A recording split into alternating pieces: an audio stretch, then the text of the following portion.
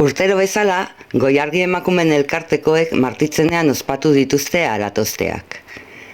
Egoitza Toribetxebarria kalean duen elkarte honek gaur egun 300 bazkide inguru dauzka, eta atzoko jaialdian ia 100 andra elkartu ziren.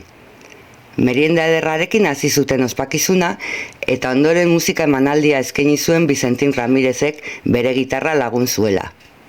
Arratsalde pasa zoragarria egin zuten lagun artean aspaldiko kantu ezagunak kantatzen.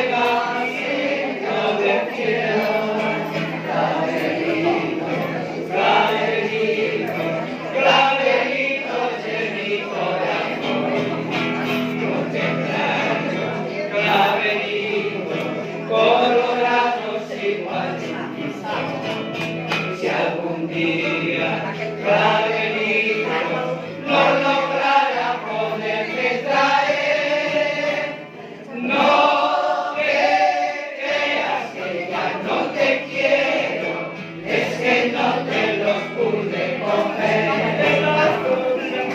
Mi corazón te traigo amor de mi vida, y traigo a tu ventana canciones bonitas, al toque de estas notas, suspiros del alma, las penas que amargan